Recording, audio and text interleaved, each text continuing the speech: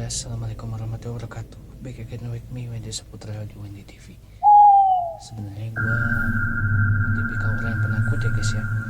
Tapi ini gue sengaja jadikan konten gitu. Karena gue takut, tapi gue penasaran gitu kan. Sama kayak kalian mungkin ya, yang lagi nonton kali ini. Kalian takut tapi kalian penasaran.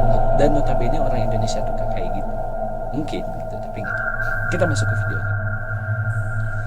Kita santai aja guys ya, kita jangan terlalu tegang, tapi ya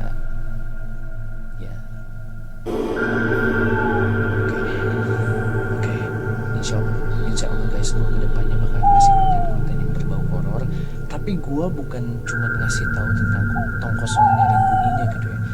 Gue gak cari tahu gitu tentang kebenaran dari kisah ini, kisah yang merebak di mana-mana tentang kisah-kisah horor, pembunuhan sadis dan sebagainya gitu guys. Tapi ya gue bakalan bandingkan juga, gue bakalan cari dari berbagai sumber gitu seputar bener nggak sih informasi ini, apakah cuma hoax doang gitu ya. Sama hanya seperti apa yang bakalan gue bahas kali ini, salah satu topik ini yang mana ternyata guys banyak orang yang percaya tentang mitos ini, padahal kenyataannya ternyata ada fakta-fakta yang menggelitik di belakangnya itu tentang apa yang bakal gue bahas kali ini.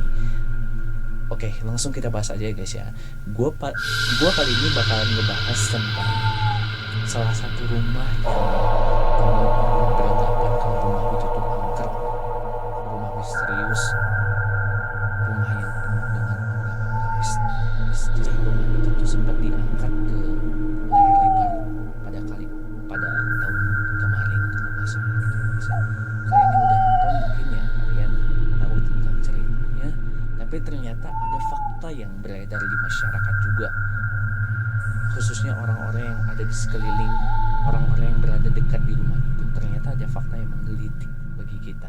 Kalian yang nggak tahu, ini dia fakta tentang rumah kentang yang ada di Oke guys, orang tuh percaya bahwasannya mitos yang beredar tentang rumah kentang itu tuh sungguh menakutkan, sungguh misterius, sungguh bikin bulu kuduk tuh merinding gitu guys ya. Tapi ternyata ada fakta-faktanya juga gitu guys yang bikin kita tuh, ini tuh faktanya gitu kan, ini kenyataannya gitu kan.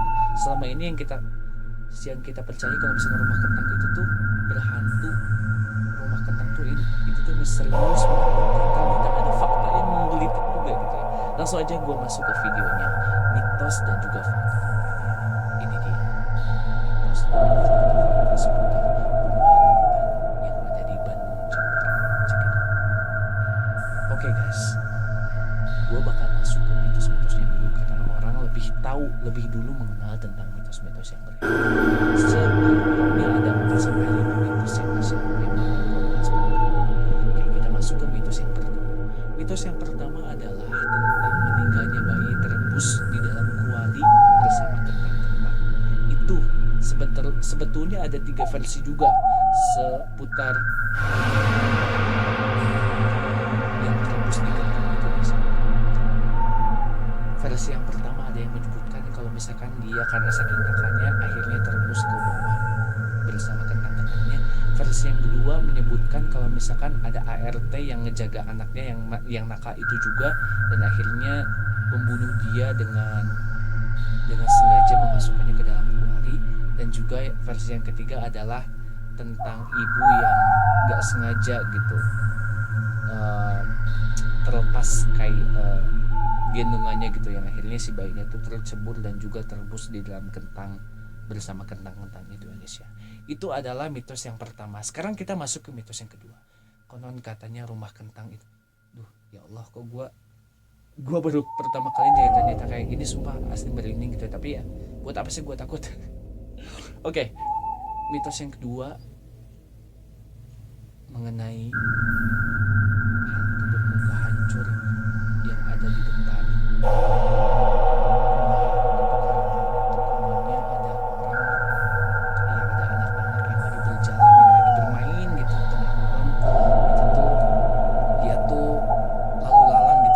di depan si rumahnya tuh. Orang yang datang melewati ke sana tuh ada yang sedikit menghiraukan, ada yang acuh-acuh, ada yang juga ya dia tuh peduli gitu ya. Gitu.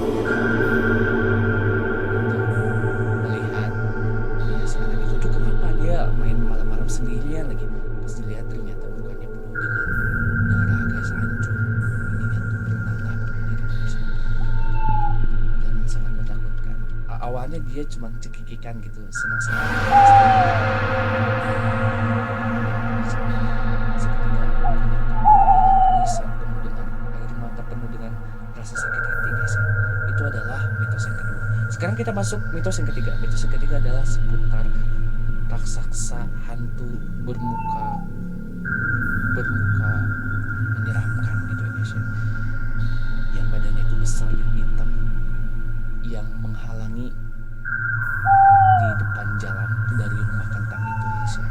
Konon katanya orang-orang yang berkendara di sana, entah itu naik kendaraan beroda dua ataupun beroda empat, dia tuh kadang-kadang mereka tuh kebanyakan terjadi kecelakaan di sana gitu guys ya. Langsung ada yang langsung meninggal di tempat, atau misalkan kalau motornya langsung yang rusak dan semacamnya gitu. Itu konon katanya mitosnya itu karena dihalangi dan juga diusilin sama si hantu yang badannya besar itu guys ya. Itu mitos yang ketiga. Kita masuk ke mitos yang keempat. Mitos yang keempat adalah guys ya, tentang anjing jadi dajian yang lalu lalang, yang menggonggong dengan penuh keras. Anjingnya itu gede banget gitu katanya guys ya. Kata cerita yang beredar, anjing itu tuh berbulu coklat gitu ya, kemudian bermata besar, bermata menyala seperti api, dan itu tuh konon kalau misalkan kita kejar anjing itu tuh bisa hilang gitu dengan seketika gitu. Terus yang kelima adalah tentang bau kentang, bau busuk kentang yang menyerbak gitu.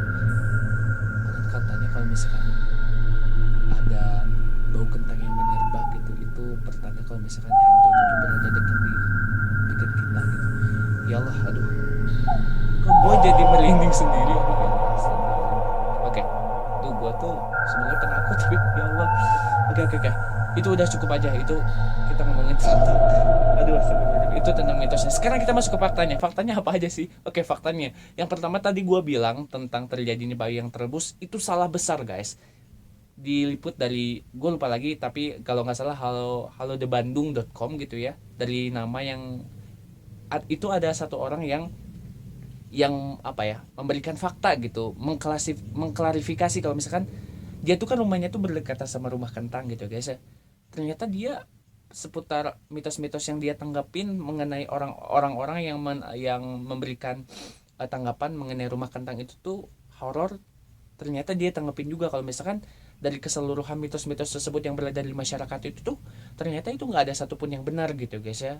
Itu kalau nggak salah nanti gue sertakan di video ini siapa namanya gitu ya, dan kalian juga bisa buka di web browsernya, di ininya, di blognya, nanti gue sertakan juga di sini karena gue lupa lagi, aduh.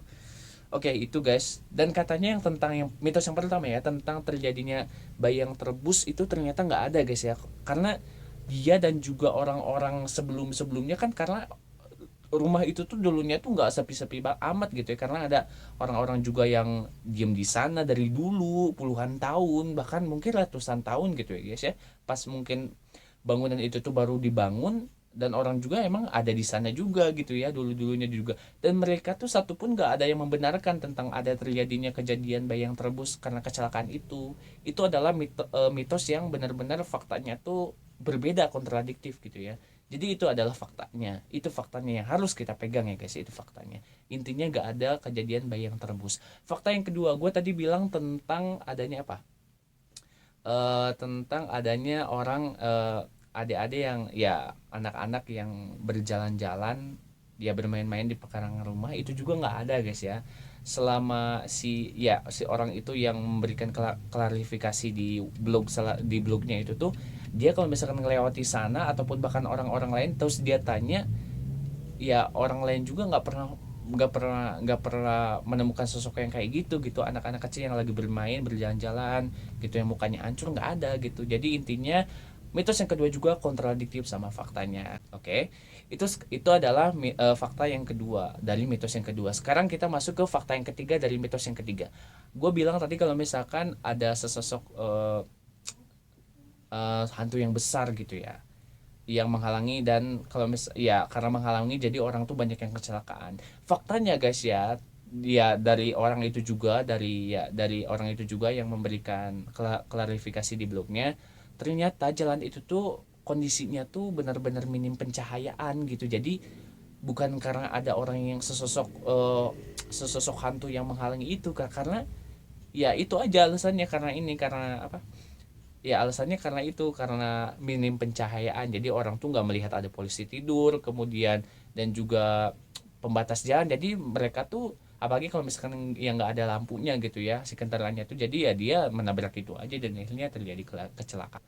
Itu sih fakta yang dia utarakan gitu dari penulis blog itu.